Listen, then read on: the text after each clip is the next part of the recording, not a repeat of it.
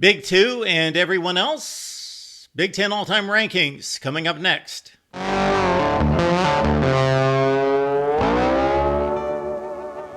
Appreciate you all stopping by here at the Voice of College Football for the best in discussion, debate, and analysis based on your contribution. Please hit the like button and subscribe right here at the Voice of College Football. Check out our Big Ten live show every Friday, 7 o'clock Eastern Time. All right, we are going through all-time program rankings, and we just don't spit at the wind. We back it up with metrics, extensive, comprehensive metrics. You will see them displayed. We are following up all these videos with live streams, talking directly to you, comments and questions in the chat, phone calls as well, breaking down our rankings. All right, let's get to the Big Ten. We have reached the end of the series. Let's go to the Big Ten. And of course, the narrative is all Ohio State, all Michigan. Well, Nebraska's got a deep, deep history that is quite impressive. Of course, that was founded in the Big 8 and the Big 12. We take it over to the Big Ten, where the Huskers have yet to win a conference championship, of course. We also have the new entries of USC, UCLA, Oregon, and Washington. Of course, we're going to include their numbers, but consider that none of those were compiled against the Big Ten, unless you, of course, consider postseason play. The Rose Bowl in particular, USC's Rose Bowl count is extremely impressive, but let's get to the Big Ten. Ohio State and Michigan, along with Alabama, are running neck and neck and neck for the best winning percentage in the history of college football. It's quite impressive, and of course, with what the Buckeyes have done for the past couple decades, they have risen to the top of college football in regards to consistent winning. Michigan, with what they've done in the past 3 years and winning 3 consecutive championships, have been able to catch Ohio State. And again, it's Bama, it's Ohio State, and Michigan for the best winning percentage of all time. Past that, of course, it's Nebraska and Penn State as newcomers, relative newcomers to the Big Ten. Nebraska joining just about 12 or 13 years ago. For Penn State, it was 1993. So much of their history and their work done and achievements outside the Big Ten. And of course, USC brings one of the storied traditions of college football to the Big Ten. Elsewhere, Iowa, Wisconsin are notable in that they have had extremely strong runs under their current head coach, in the Hawkeyes case, Kirk Ferentz, and then Hayden Fry before that. Iowa football quite desolate in the 60s and 70s, doing quite well since then, and we will outline that as we look at more recent history. Wisconsin has been a strong contributor nationally in the top 15 here in the past couple decades, and of course, Wisconsin was in the abyss in the 60s and 70s before Barry Alvarez showed up. Minnesota last won a national championship in 1960. The Gophers coming back a bit under P.J. Fleck with 9-4, 9-4, 11-2 in recent years. UCLA is going to be a strong addition to this conference if they can get back to the days of the 80s and 90s. Of course, Washington and Oregon bring substantial programs to the table. Michigan State has been an interesting program down through the ages, typically a 6-5, 7-5 kind of team most of the time.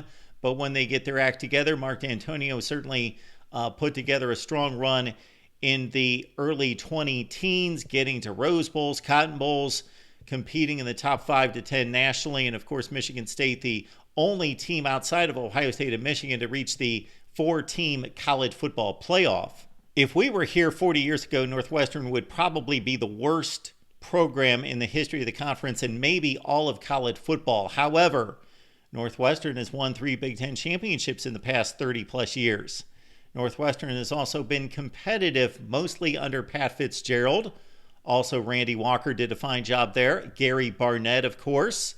And it's mostly Indiana that has taken hold of the bottom of the Big Ten. Indiana, we will see, typically ranks at the bottom of all these rankings across the board. Let's look at the more recent history of the Big Ten. In the college football playoff era, 2014 through 23, 10 football seasons, Ohio State dominant, trailing just Alabama with the best winning percentage in the country at 115 and 15.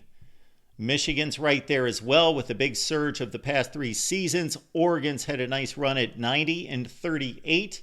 Also, Wisconsin and Iowa have been strong during this time with 90 and 88 wins.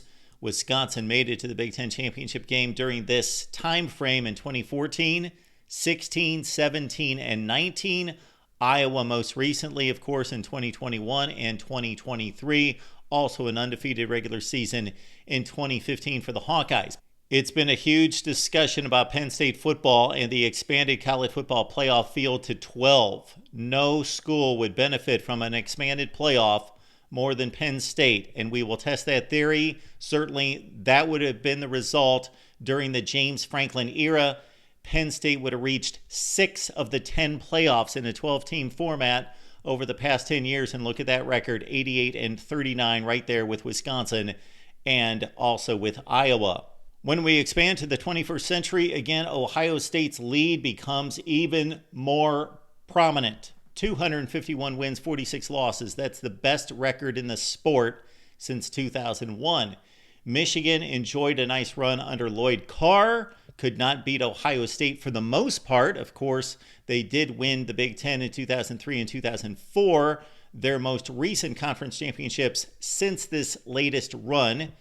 Iowa with a strong 2 decades under Kirk Ferentz. We see at almost a 2-to-1 win ratio. Michigan State, of course, their accomplishments are Mark D'Antonio solely. Wisconsin's had a tremendous run since Barry Alvarez was able to parlay his coaching success into an athletic director position where he made strong hires starting with Brett Bielema, and Wisconsin has the second best win percentage in the conference since the 21st century started at 206 and 89. And again, we add the contributions of USC, UCLA, Washington, Oregon. We're not saying that they accomplished this in the Big Ten. We are stating and simply making the comparison that these are the kind of programs that the Big Ten is adding in 2024. And then we see at the bottom of the conference, Indiana just got to 100 wins since the year 2001. Tom Allen's 2 teams that made it to bowl games in 2019 and 20. That was the pinnacle of Indiana football during that time. Maryland's been up and down as evidenced by a 500 record. Started the century well under Ralph Friedgen, then lean years ensued after that. Mike Loxley's done a fine job of winning 4 consecutive bowl games, and Maryland football seems to be in a good place. Nebraska, so strong in the early part of this century, even though they had taken a tumble from their national championship status. They were still a strong contender in the Big 12.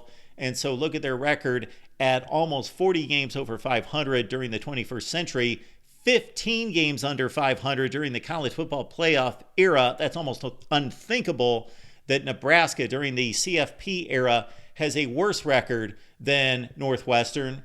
They've got a worse record than Rutgers in the past 10 seasons as well. Let's go all the way back to 1970. Is there anything magical about 1970? No.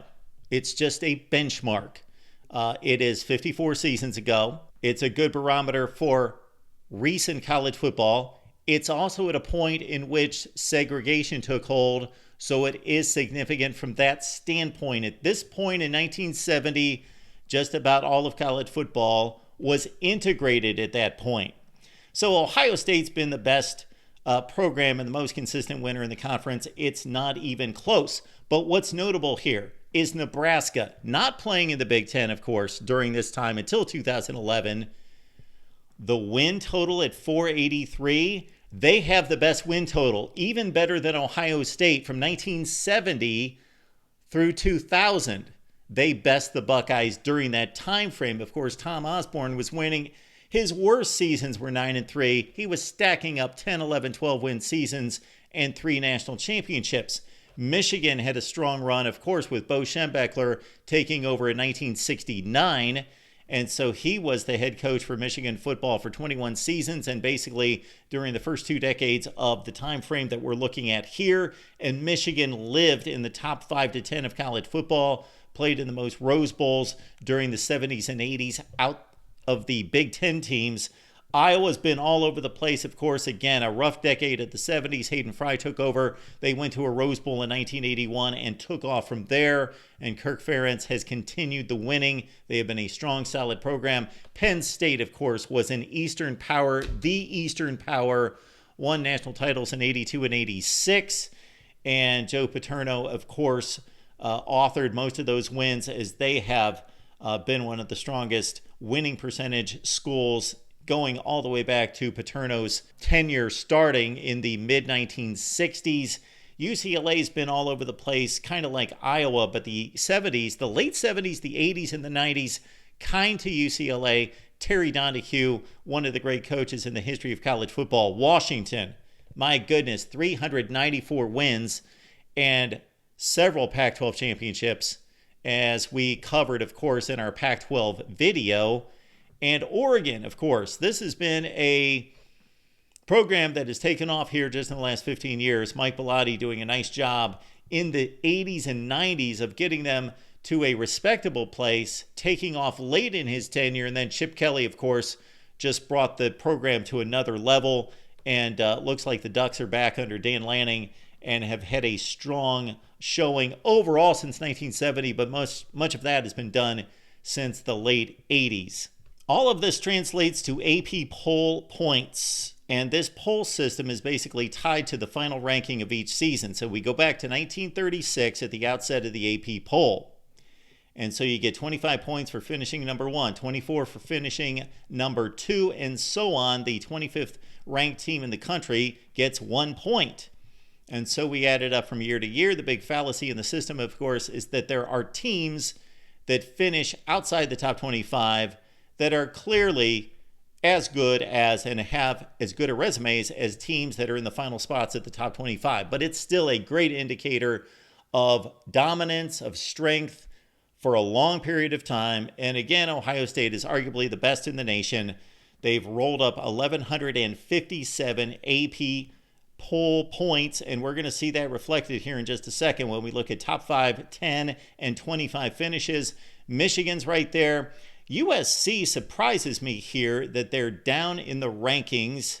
That could be 1936 into the 60s for them before John McKay really took over. Again, if we looked at this statistic post 1970, I'm guessing USC would challenge Ohio State. Maybe not quite as consistent as the Buckeyes winning all the time, but USC has certainly been, when they're at their best, arguably the best program in college football. Nebraska and Penn State are strong, obviously. And then, again, we see the spotty histories of Iowa, Wisconsin, Michigan State showing up because they field very good football programs at particular times in their history, but they certainly have had dry spells as well. UCLA's got a better football history than many people realize. They have won a national championship and had a string of Rose Bowl successes in the 70s and 80s and on into the 90s, and taking on Wisconsin in 2 Rose Bowls as well. And when we look at the very worst when it comes to any kind of national prominence, look no further than Indiana and Rutgers, even Northwestern. Showing up 5 times in the final top 25 under Pat Fitzgerald has outdistanced the bottom of the Big Ten when it comes to AP rankings, and we'll see it right here. National championships mean just about everything to many college football fans, but of course there's an argument as to who should have been awarded national championships in the past. What is a more accurate barometer to a certain extent would be the AP rankings. And a lot of people would say, Mark, you constantly cut on the AP rankings. Yes, as individual rankings from week to week, there are a ton of misses. But as an aggregate over the course of time, they are very telling in regards to if you finish 5th in the country, you're a pretty damn good football team. Obviously, maybe you should have been number 8. Maybe you should have been number 3. But over time, these tell us a lot. Now, we looked at the AP poll points. That's kind of difficult to grasp in regards to what does that really mean. Sure, we see that Ohio State, Michigan, and USC, and Penn State, Nebraska have a ton of those points. And Indiana and Rutgers and Minnesota and Northwestern, they have very few, and it makes sense because of the rankings from year to year. But let's look at how many times these schools finished in the top 5, the top 10. Michigan has finished in the top 25 the most times, 64, edging Ohio State 63. But the Buckeyes have finished in the top 5 in the country 30 times. How does that stack up nationally? We get to a point with these rankings where we know it's Ohio State, it's Michigan, then it's USC, and it's Nebraska and Penn State. All of those schools are going to do well in the conference. How are they going to stack up nationally? Well, we'll get to that in a later matchup. Michigan 18. We see USC checking in with 19. Again, not as a member of the Big Ten, but of course, USC put a butt whooping on the Big Ten on a regular basis throughout the 70s and 80s and beyond. Also finishing well in these rankings, Iowa in recent years. Again, this is the influx of Hayden Fry and Kirk Ferentz with 27 top 25 finishes. UCLA strong, Washington strong, Oregon strong in recent years. Those numbers have shot up for Oregon football here in the past 15 or 20 years. Minnesota, go back to the 40s, 50s, and 60s. The Gophers finished highly ranked most of the time back then. Of course, look at Nebraska, 48 ranked appearances, 13 in the top 5. They've capped off many of those with the national championships. Penn State as well. When you look at the histories of Penn State and Nebraska, the composite numbers are so close. Penn State, of course, has been better the past 15 or 20 years. Nebraska was slightly better in the 90s, and they were very competitive in the 80s between Penn State and Nebraska and going back to the 70s.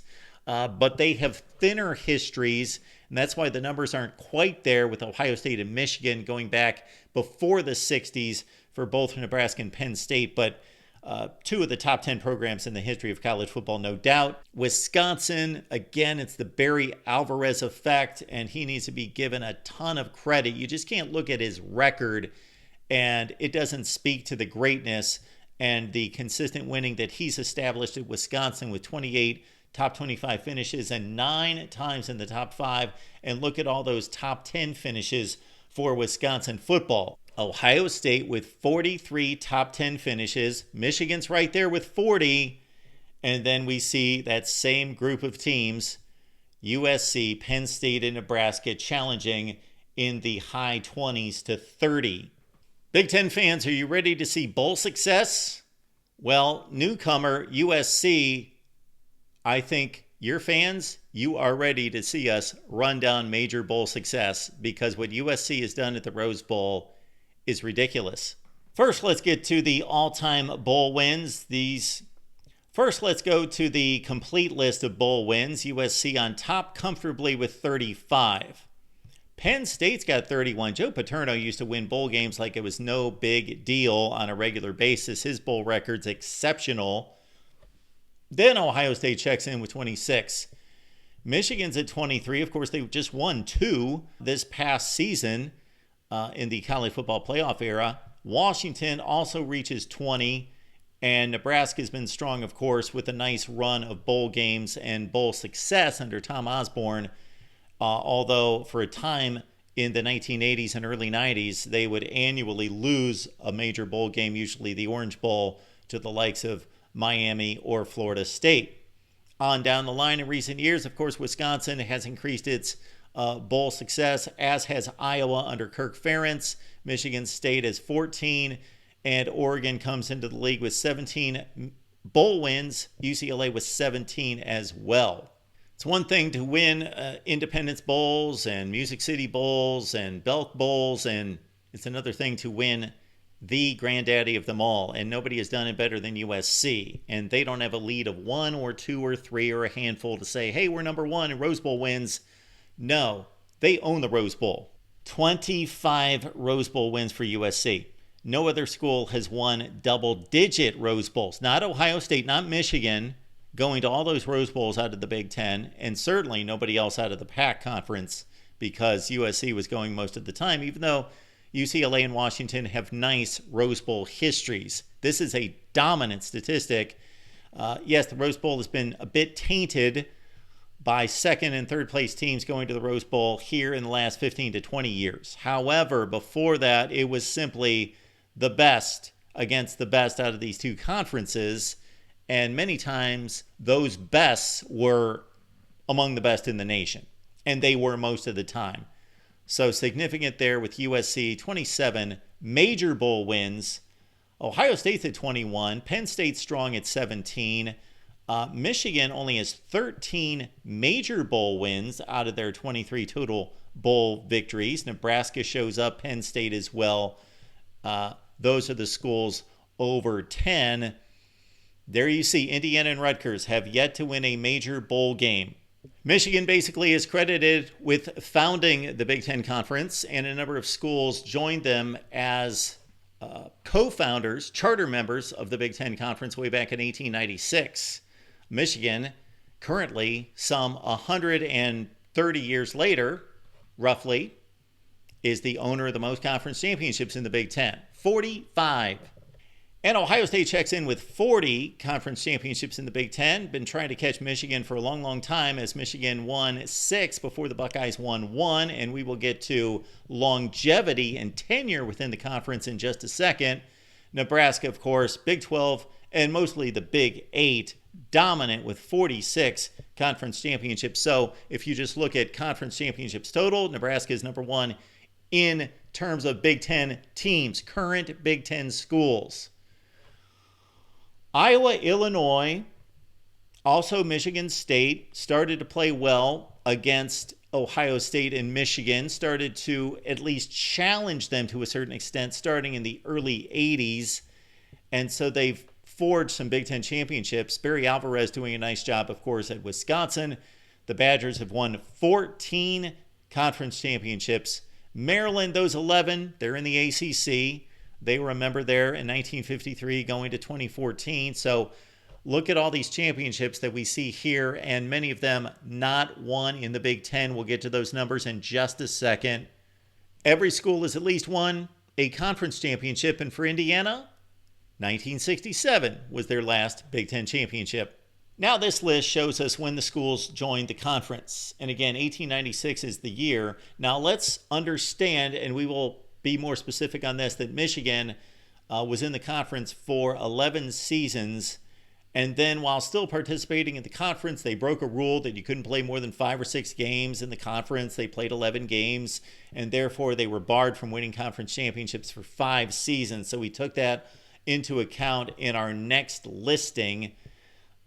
So you had a number of schools going all the way back to the beginning. Michigan, Illinois, Iowa 3 years later in 1899, Wisconsin there from year number 1, Indiana 1899 member, Northwestern, Minnesota, of course, right at the beginning of the outset of the league. Purdue's a charter member. So all those schools joined even before Ohio State. Some 16 years later in 1912, did the Buckeyes join, and they kind of joined by themselves. And then it was a long, long time before the Big Ten added, and that was Michigan State in 1953. And then 40 more years, and it was Penn State, and then another roughly 30 years, and Nebraska joined. And then a couple years later, of course, Maryland and Rutgers, their first seasons in the Big Ten in 2014. So to be fair, we have to take into account not just the total number of conference championships. And of course, we looked at conference championships coming from anywhere. Now we're going to look at solely Big Ten championships, but also in light of your percentage of Big Ten championships, meaning Michigan State joined 1953. That's 60 years after a ton of other teams. So how many has Michigan State won in the time that they have been a member of the Big Ten? So we are taking the conference championships and dividing them by the number of years in the conference, and Michigan's still number 1, Ohio State still number 2 in terms of percentage conference championships. Now, let's also understand that Ohio State has won the most outright Big Ten championships. So out of these 40 by the Buckeyes, they have won 24 outright conference championships. Michigan, out of 45 conference championships, only 19 have been outright championships that have not been shared. So Michigan won 26 shared conference championships. Ohio State shared 16 conference championships. So in terms of percentage, again, Michigan number 1, Ohio State number 2. Then after that, there's quite the fall off. Wisconsin has won 10% of the time. Iowa close to that, and on down the list of conference championships within the Big Ten. Minnesota's had its run, of course, going way back to the 30s, 40s, and 50s, into the 60s for conference championships for Minnesota. The last one they won was, I believe, in 1962. Purdue got a conference championship under Drew Brees and company. That was in 2000, shared a championship with Michigan and Northwestern. There you see a bunch of goose eggs coming in with Maryland and Rutgers, but of course it's only a 10-year history. Nebraska made it to the second Big Ten championship game, playing Wisconsin, but lost the game by a zillion points. Therefore, the Huskers they're just looking for a bowl game right now, but still looking for that first Big Ten championship. If your standard is the national championship, then you have to have a lot of respect for Nebraska and Penn State. If you're, I don't know, 20, 30, 40, 50, 60, anywhere in that range, Nebraska and Penn State have been the most successful and were during the course of the 70s, 80s, throughout the 90s in contending for national championships, but really claiming the national championship. Nebraska did it 3 times in 1994, 95, 97. Penn State was right there, 82, 86. Could have won other national championships. They had an undefeated team in 1994. And we will correct all the national championships because they need to be corrected. They are not accurate. Penn State earned a national championship in 1994. I don't care if they were not awarded a national championship by a bunch of knuckleheads that changed the criteria.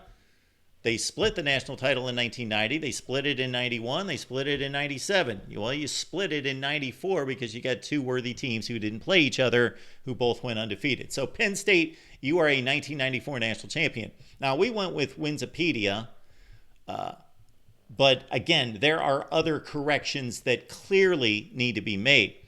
Ohio State missed out on a lot of national championships. They were probably in contention as many times as Penn State, Nebraska throughout the 70s and 80s into the 90s, down to the last regular season game, or losing Rose Bowls that would have won national championships for Ohio State, but they didn't get it done. Of course, they've won 2 in the last 22 seasons. Michigan, of course, is the reigning national champion. And also, Michigan is reigning all-time among Big Ten programs with 12 national championships.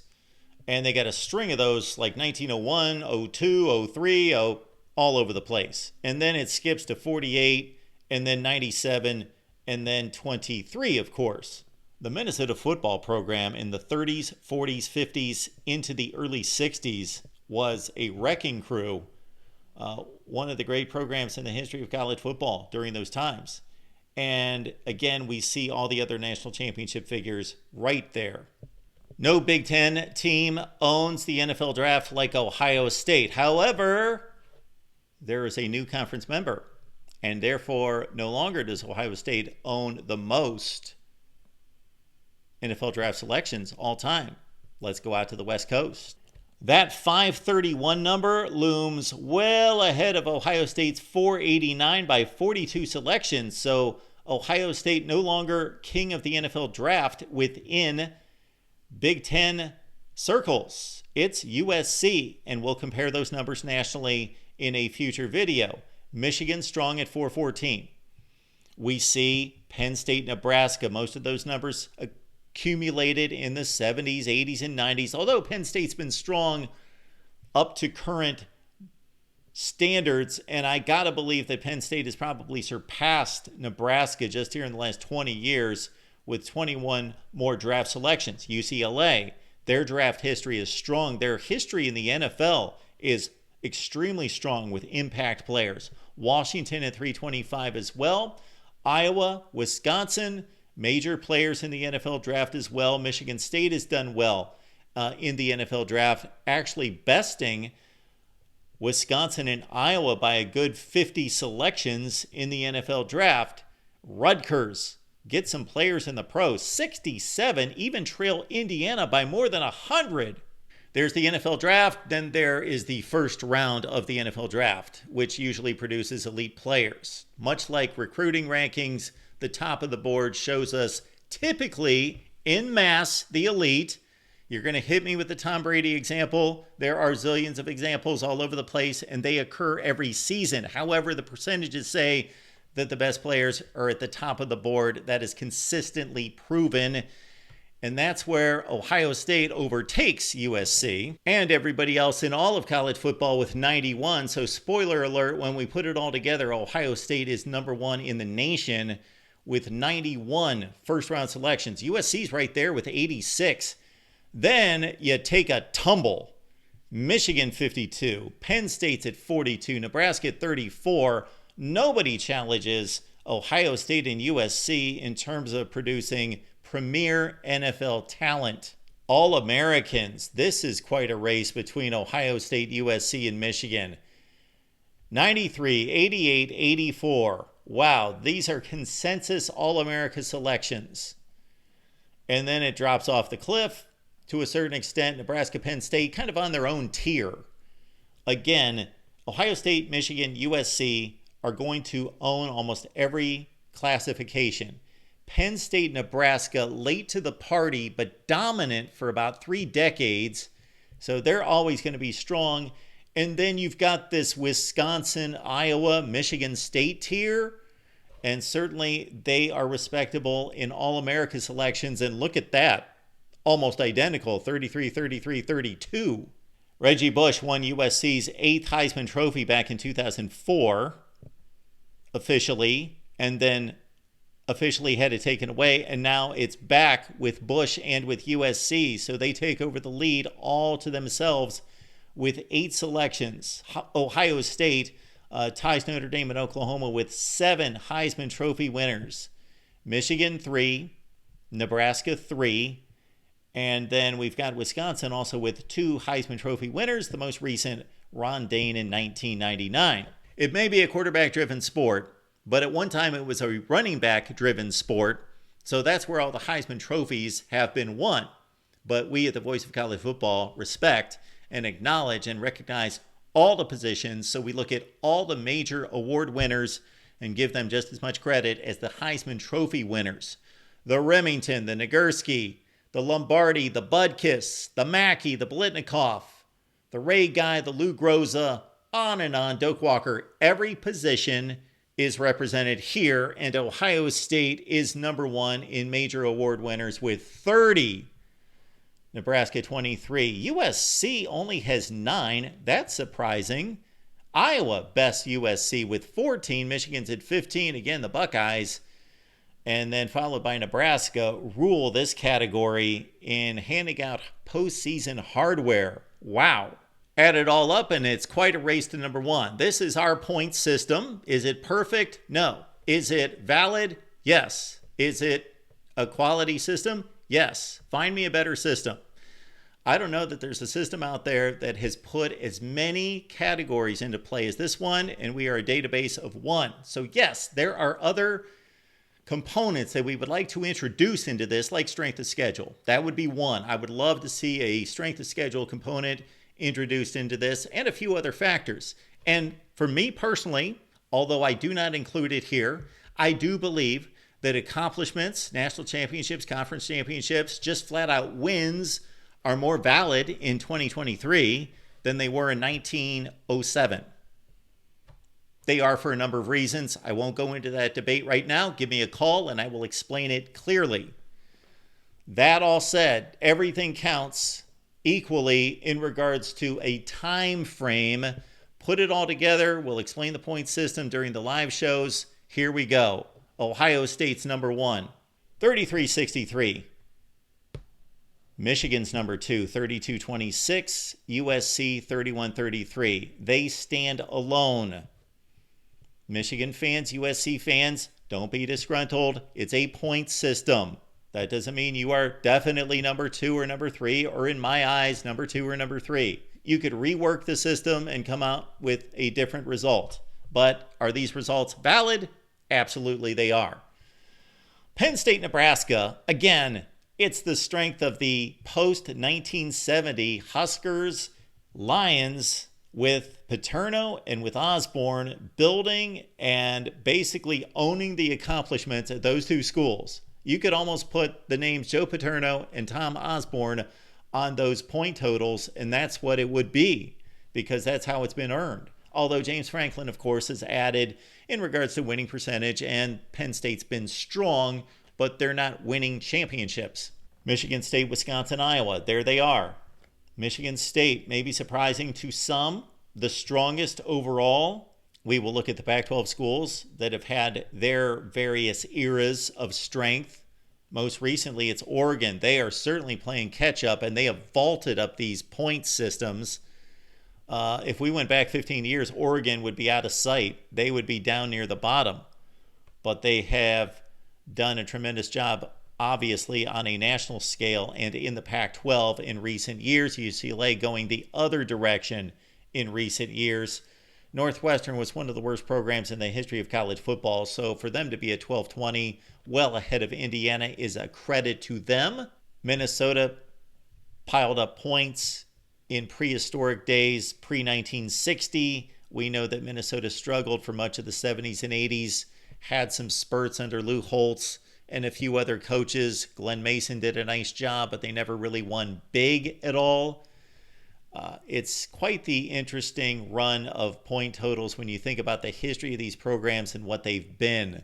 Maryland had some good football teams in the 70s and 80s, but dry spells in the 90s, 2000s for the most part, although Ralph Friedgen did a nice job for a few years. They then tailed off for a long time, and now they're making it back to respectability under Mike Locksley. Rutgers, Indiana, they're awful. Although, of course, Rutgers won the very first college football game in 1869. So, had the Voice of College Football been around in 1869 and done one of these program rankings after the first game in history, Rutgers would have been number one. They were number one for 1 week, 2 weeks. I don't know if somebody played a college football game maybe 3 days later. But Rutgers, you were number one for a couple hours or maybe a couple days. We'll have to go back and research the second game in history. I don't know if too many people know the second game in the history of college football, but Rutgers won the first one, and they were number one, but they have slipped slightly since then. That's a look at the Big Ten. Again, check out the other videos. We are leaving the links down in the comment section below. Comments, questions are welcome. Your suggestions are welcome. Understand that if you make a suggestion about this ranking system and want to add something to it, you can be almost certain that I've contemplated it, that I know that that could be included, should be included, but we're a database of one. So we have poured a ton of time into this, and until we automate things or hire a staff, this is the extent of our rankings right here at the Voice of College Football. Appreciate you being here. What's going to be fun about this is putting it all together for a national rankings, 1 to a zillion, and then also following up with live stream call-in shows with you, discussing all of this. Give me your gripes, your complaints, your concerns, and of course your pats on the back. I'll take those too, right here at the Voice of College Football.